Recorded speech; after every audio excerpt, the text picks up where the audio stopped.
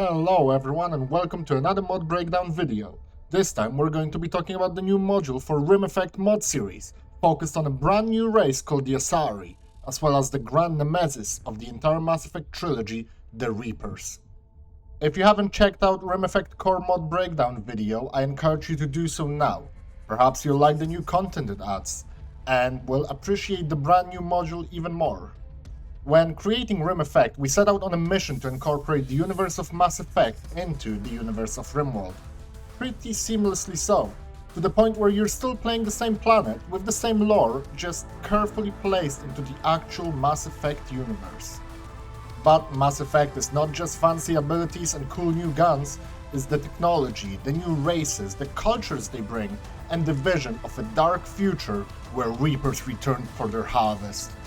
This module is a first of many planned modules that will add all Mass Effect races into the game. Asari and the Reapers launches with a brand new storyteller, a character you might know for being always by your side during Mass Effect campaign. Liara Lawful presents the player with a balanced mix of threat and reward, except she will start you off with good events and slowly but steadily, as the game progresses, introduce more and more threats. When you reach the breaking point, this is when she'll start giving you good events again. 5 new Asari weapons, 4 new Asari armors, and 5 new Asari outfits are added to make the faction feel even more unique. They can be crafted by the player, provided you're on good enough terms with Asari Republics to obtain their research terminal. 4 new Biotic Powers are added and can appear as you use a Biotic amp on your characters. Biotic Lance is a level 1 ability that sends a long-distance, slow-moving projectile that deals sharp damage in a small radius. Biotic Warp is a level 2 biotic power that removes all armor from the enemy you hit. Furthermore, casting another direct biotic ability at that target will trigger a biotic detonation, damaging every enemy in radius. Biotic Stasis is a level 3 biotic power that locks an entity of your choice outside of time and space. Such entity cannot be damaged, but will not move or attack you. Biotic Sphere is the ultimate level 4 ability that generates a large biotic barrier around your caster.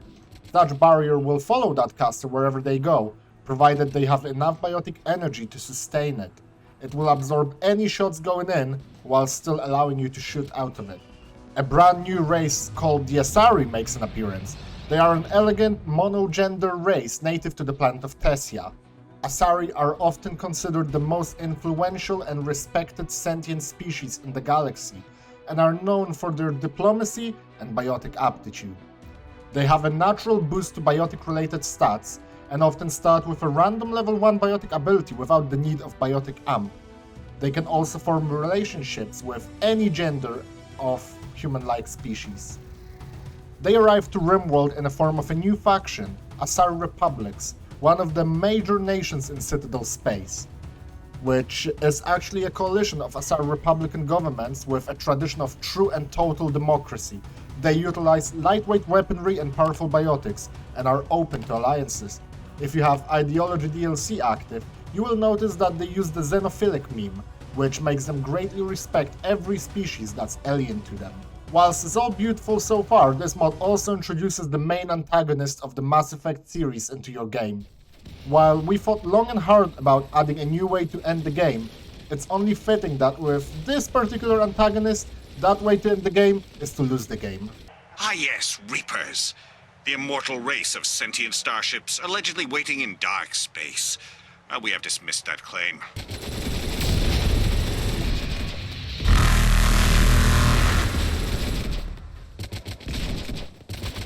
The Reapers are a brand new endgame crisis that starts off dormant, but as your wealth increases to extraordinary amounts, becomes more and more active. Once you hit 100,000 wealth, which is of course open for adjustments in mod options menu, the Reapers are officially allowed to land. If you enjoyed the Mechanoid invasion of Vanilla Faction's expanded Mechanoids, Reaper invasion is the same thing, but turned up to the next level. Reaper ships can land all over your world and create permanent bases that increase Reaper presence, resulting in higher and more dangerous Reaper raids. Destroying the Reapers, of course, lowers that presence, but I wouldn't count on it too much. Whilst you'd like to believe that your colony is made out of main protagonists, Even for Commander Shepard, it took the united strength of the galactic scene to bring down the first Reaper. Reapers are composed of multiple separate segments, each serving a different function, from heavily armed hull blocks and resource containers, through troop modules and kinetic artillery, to the most dangerous weapon ever to appear in RimWorld, a Reaper beam. And it's not just the Reapers you have to worry about. They use various husks and mutations made out of many other species to fight for their cause, and bring an end to civilization as you know it. Husks, for example, are a fast-moving melee infantry that will swarm your defense lines. Cannibals are the main infantry of the Reaper forces, and are often accompanied by Marauders, heavily shielded infantry derived from Turians. Brutes, on the other hand, are a Turian-Krogan hybrid that gets stronger the more you damage them. Their attack speed and movement speed can literally double if they are close to dying. Ravagers are long-range walking tanks of the Reaper forces. If you think the fight is over when you kill them, you should know that they eject a bunch of swarmers, modified megascarabs that move fast and are difficult to hit. Goliath is, well, essentially what happens when the Reapers meet mechanoids. Walking on many tiny legs, these killing machines are heavily armored and use powerful charge blasters to wipe out entire regiments of infantry.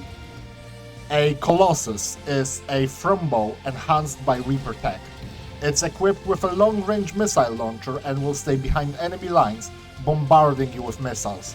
If you manage to get close, be aware of the incredibly sharp horn that can slice your people in half.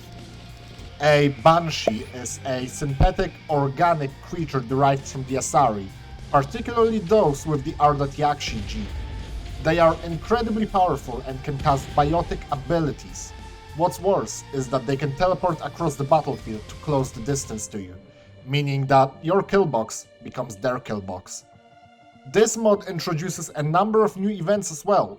Reaper landing is quite self-explanatory.